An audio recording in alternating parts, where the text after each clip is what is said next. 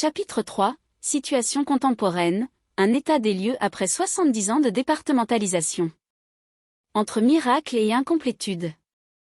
Progrès réel à tous les niveaux, Saurin, 2016. Le territoire a réalisé en moins de 50 ans ce que les pays européens, développés, ont mis un siècle à faire.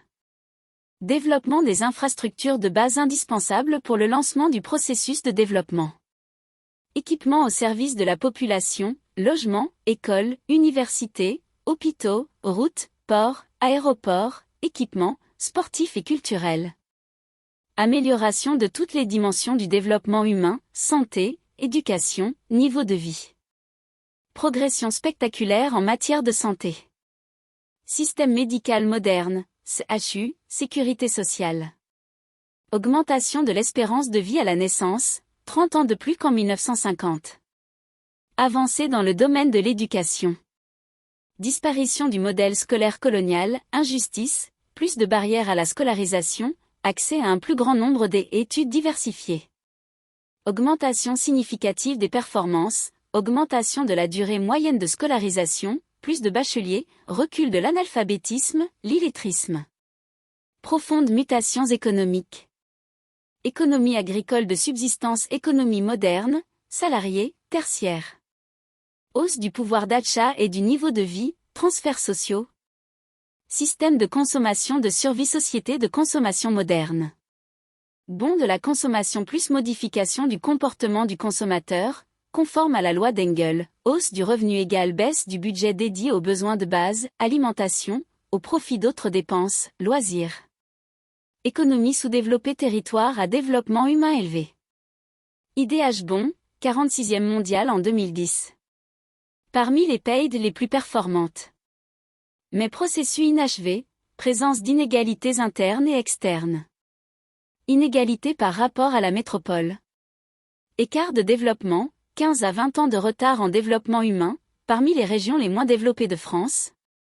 Écart de niveau de vie, PIB stable de 65% du niveau métropolitain et revenu disponible de 80% du niveau métropolitain en 2010. Pauvreté bien présente. Revenu médian, 1150 € et 1640 €. Taux de pauvreté, 3 fois plus élevé pour la Réunion. Taux de chômage au sens du BIT parmi les plus élevés de France, 24,6%, et faible taux d'emploi, 45%. Grand progrès, éducation, mais rattrapage par rapport à la métropole insuffisant. Situation alarmante chez les jeunes. 4000 jeunes sortent du système scolaire sans diplôme. Raison, système éducatif inadapté, répartition inégale des dotations initiales, intérêt pour l'école affecté par le passé colonial, arrivée de populations en difficulté, Comores, viser l'excellence. Domaine sanitaire, population qui vieillit en moins bonne santé que ceux de métropole. Dépendance aux allocations personnalisées d'autonomie à domicile. Espérance de vie plus faible. Degré de dépendance des personnes âgées plus élevé. Retard d'infrastructures de prise en charge des personnes âgées. Inégalités importantes en termes de répartition des richesses. Disparités énormes dans la population réunionnaise. Inégalités fortes entre sous-régions du territoire, et sud défavorisés, pauvreté et niveau de vie, inégal accès à l'emploi. Répartition des revenus inégale, nord-sud, riches et cadres. Déséquilibre considérable du commerce extérieur. Choix politique du statu quo, depuis 1980, toujours avec la logique coloniale même si le moteur de l'économie a changé, déséquilibre commercial structurel lié à la faible valeur ajoutée des X et M onéreux. Reproduction des situations d'oligopole, dépendance commerciale par rapport à la métropole, explosion des importations M. Désindustrialisation au profit de la production brute, canne à sucre faible exportation, X, malgré l'essor du tourisme.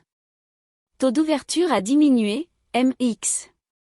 Chômage comme signe le plus visible des limites du modèle économique actuel. Principal facteur qui explique la pauvreté et les inégalités de répartition des revenus dans le cas réunionnais. Paradoxe entre dynamisme économique et chômage. Performance de croissance remarquable et créatrice d'emplois, politique publique d'emploi très active. Mais le chômage ne baisse pas, 25%. Théorie économique au service du paradoxe réunionnais, LOI d'aucun. Relation inverse entre chômage et croissance économique. Seuil d'aucun. La croissance économique doit être suffisamment forte pour absorber les effets de la démographie et de la productivité du travail. Rôle de la transition démographique, montée du taux d'activité des femmes sur le marché du travail. Rôle de la transition économique, destruction créatrice des emplois. Valeur du coefficient d'aucun, vitesse de réaction du chômage par rapport au dynamisme de l'activité économique. À court terme, flexibilité du marché du travail, facilité d'embauche et de licenciement. À long terme, qualité d'appariement entre hauts et dés de travail. Skill mismatch. Et défaillance du système éducatif, inadéquation entre qualifications et compétences demandées et offertes. Spatial mismatch et défaut d'aménagement du territoire, difficulté de mobilité domicile-travail, réseau de transport limité. Dynamisme de l'activité économique qui conditionne l'importance de la demande de travail, niveau de croissance économique. Le chômage peut s'expliquer par le déficit d'emploi dû à sa vulnérabilité structurelle et son modèle de développement. Spécificité reconnue donc mise en place de politiques publiques en faveur de l'emploi, réduire l'IS, exonération des cotisations sociales employeurs, réduire la TVA. Mesure de la vulnérabilité structurelle au changement climatique pour l'économie réunionnaise. Vulnérabilité écologique, cyclone, réchauffement climatique. Le choix d'un modèle de développement axé sur l'aide publique externe. Et la rente administrative qui évince les activités productives locales, le syndrome hollandais, Poirine, 2007. Une perte de compétitivité des secteurs exposés à la concurrence internationale due à un coût du travail trop élevé qui finissent par disparaître et génèrent du chômage que le secteur public est incapable d'absorber. Le chômage, un symptôme parmi d'autres, déficit commercial, hypertrophie du secteur tertiaire et de la fonction publique, ampleur des flux migratoires en direction de la métropole, dépendance à l'aide extérieure. D'où la nécessité d'instaurer des soins palliatifs de longue durée. Pour soigner le handicap de compétitivité, octroi de mer, défiscalisation, emplois aidés, TVA perçue non récupérable. Un exercice de prospective, Sérum, 2004, la loi d'aucun à court terme. La Réunion condamnée à réaliser des taux de croissance forts sous condition d'une politique publique d'emploi aussi active qu'au début des années 2000. Un combat encore plus difficile à mener dans le futur? La fin annoncée de certains avantages, abattement outre-mer, TVA non récupérable, emplois aidés. Chapitre 4. Les perspectives de croissance économique du modèle réunionnais actuel. Une question fondamentale, la capacité du modèle actuel à générer et à soutenir une croissance forte, et les améliorations pour y parvenir. Résultats en termes d'activité et d'emploi. Importance et nature des transferts financiers publics, nationaux et européens. Source de revenus des ménages, prestats, des entreprises, subventions, et des administrations, exemple, des collectivités. Efficacité de la structure productive réunionnaise. Grâce aux institutions, choix politiques, capital. Importance des exportations et des importations. Compétitivité des BS réunionnais sur les marchés externes et internes. Nature du statut politique. Capacité à choisir sa trajectoire de développement de manière autonome. Impact complexe des transferts publics. Croissance plus modérée mais plafonnement. Risque de pénurie des transferts publics à moyen et long terme, la part dans le PIB n'augmente plus depuis 2000. Alerte, baisse de dotation, réduction des emplois de la fonction publique. Raison. Restrictions budgétaires nationales, libéralisation de la politique et crise. Nouvelles mesures en faveur du social, logement, éducation, économie locale. Concurrence accrue en matière de fonds structurels européens, ouverture à l'Est et à Mayotte. Éternelle quête de transferts publics souhaitables ou non. Opportunisme de la classe politique, argument électoral. Entretien d'une mentalité de chercheur de rente, risque de surprotectionnisme. Haine de capitaux publics contre X d'un service non marchand. Réel succès sur le marché interne pour l'industrie locale. Stratégie d'import-substitution lancée surtout à partir des années 1980, Rochou, produire localement ce qu'on a l'habitude d'importer. Crée de l'emploi favorable à la croissance. Se porte sur l'industrie légère, agroalimentaire et produits pour le BTP. Possible grâce à des dispositifs protecteurs, octroi de mer, défiscalisation, plus demande locale en forte augmentation. Part de marché environ 80% a permis de réduire la dépendance OEM, 50% en 1980 contre 30% aujourd'hui. Mais, faible potentiel de croissance à court terme du côté de l'import-substitution, limite presque atteinte du fait d'un max nature. Les MD paid sont toujours élevés, 28% du PIB comme en métropole. Instabilité du BTP, en fonction des politiques publiques.